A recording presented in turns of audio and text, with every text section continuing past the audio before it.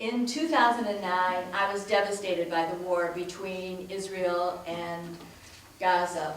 And I called my very, very dear friend, Debbie Ford.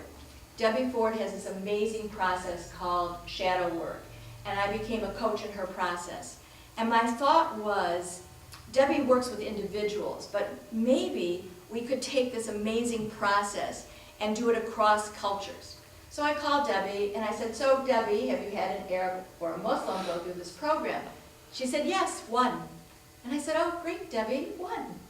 You've trained thousands of people now and you have one? Well, like, what are my chances of me connecting? She said, no. She said, you know, her name is Samia Bahsoun, call her. I think you two will really get along. And I picked up the phone and said, hi, I'm Brenda Rosenberg, I'm Jewish, I'm a Zionist. I care very deeply for Israel, and I'm devastated by what is going on. And Samia said, hi, I'm Samia. I've been pro-Palestinian since I'm 14 years old. I'm anti-Zionist. And that's where most conversations would have ended. Most people at that moment in time would have like hung up the phone. Well, you know, hello, I just don't think this is ever going to go anywhere. But you don't know the two of us. You don't know. So we, talked a few more minutes. Well, within the first 3 minutes, Samia says to me, so Brenda, why can't the Jews give up the Holocaust? Well, it took every program that I have ever gone through, every moment I've spent with every shrink, and my patient husband who tells me, like, take deep breaths, everything's going to be okay. Everything I had ever worked at, and I said, okay. I took a deep breath in, and I said, calmly, or I thought it was calmly, it probably was 5 octaves too high. So Samia, why would you ask us to give up the Holocaust? And she said, for all the damage that it has done to Palestinians, for all the lives that have been lost, for all the people who have lost their homes, for what the Christians did to the Jews in Eastern Europe. Well, for those of you who know, I have been involved in dialogue like 18 hours a day for the last 10 years, and no one had ever said that to me before. I had never heard that. And so I turned to Samia and I said, I had never heard that before. Thank you so much for sharing.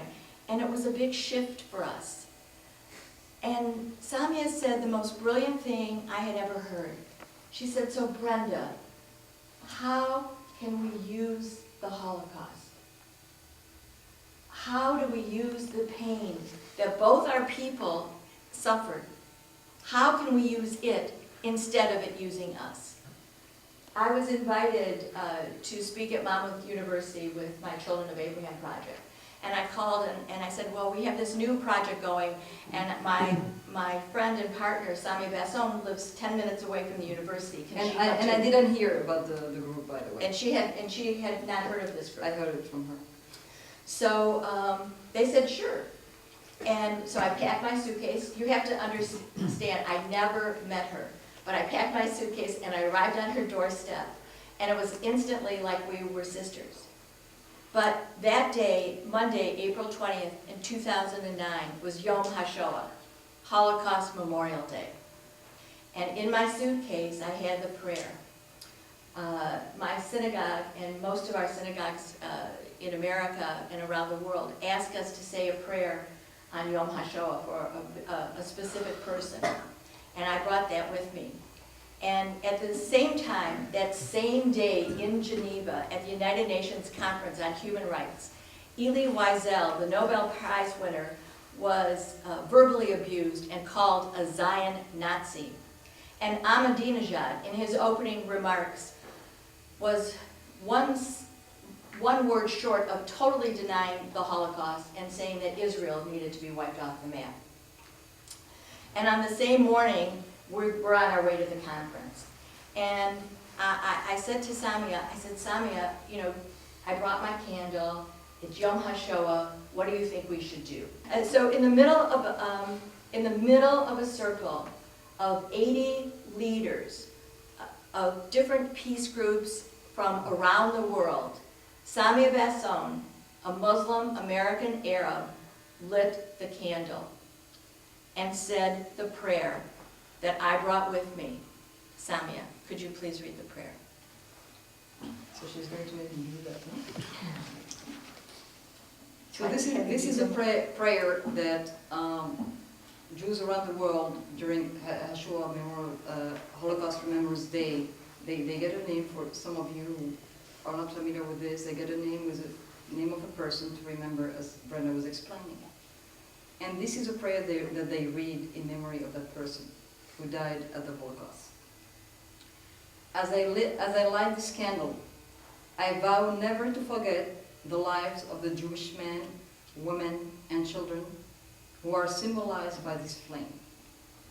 They were tortured and brutalized by human beings who acted like beasts, their lives taken in cruelty.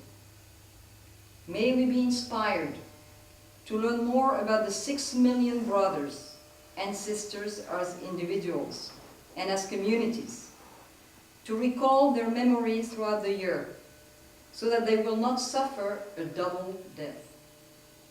May we recall not only the terror of their death, but also the splendor of their lives. May the memory of their lives inspire us to hallow our own lives and to live meaningful Jewish lives, so we may help to ensure that part of who they were shall endure always.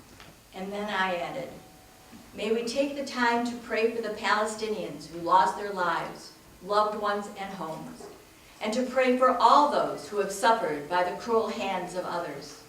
May our work together create a world of peace for all people. And each person who perished had a name. On that day, as I mentioned earlier, we were remembering Dora Shiklian. She was 70, and she died at Teofipol in the Ukraine. But as I was reading the name of Dora Shiklian, my grandmother, who died under Israeli raids in 1982, was also 70 when she died. And at that moment, it dawned on me that those two women had a horrific death at the same age. And in that instant, those two women, really, their stories became very intertwined. And in my psyche, in my own being, they really became one. I couldn't see the difference anymore between Dora and Mariam, who was my grandmother who died. You know, there is no accident. When University of Michigan Dearborn and Stan gave us the dates that would work best right immediately after graduation, it was tonight, May 1st. It was only several months later that I realized that today is Yom HaShoah, Holocaust Remembrance Day. And the name I received this year is that of a 7-year-old child, Hava Lowenshon. Since Hava died at Auschwitz, thousands of Palestinians and Israeli children have died. Please join us now in transcending the fear and the horror of what was, and unfortunately still is. As we light the Yom HaShoah candle, may we take a minute of silence to honor the memory of Dora and Mariam, of Hava and all the children whose lives have ended because of our failure to end conflict. May their memories inspire us this week to be instruments of peace.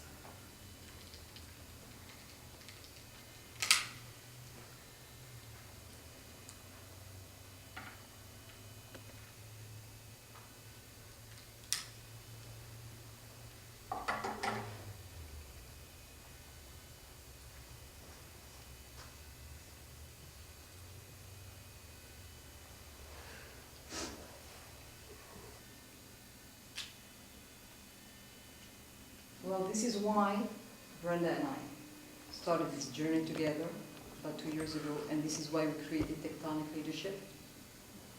Because there is nothing short of a tectonic action that needs to happen, so we can avoid more death, so we can avoid more hurt that are carrying on across generation. And this journey of ours is not easy. It's not easy. Every single day we struggle together with current events. We have a lot of differing opinions about what's happening. But we no longer are used by our differences. And the most important thing is that together, we committed together to care equally, not only for ourselves, but for the others as well. And by doing that, every single day, every single moment, we face a current event that separates worlds together. We sit together, and we face those challenges together, and we work on getting solutions together. And I must admit, it's been, at the very beginning, it was a very difficult process. What would take days and hours, we would actually hang up the phone at times. Today, it's a matter of minutes where we're able to actually do that. And this is a kind of, hopefully, the kind of leadership skills that we hope to teach your children, that they can use not only in conflict, but in any area of communication and conflict. By the end of the week, your sons and daughters will be able to do the following. Collaborate with people on opposite sides of the conflict without changing their core beliefs. They will learn how to keep the attention on the issue surrounding the conflict instead of demonizing, blaming, and judging the other. They will be able to see tension as an opportunity and not as an obstacle in partnering.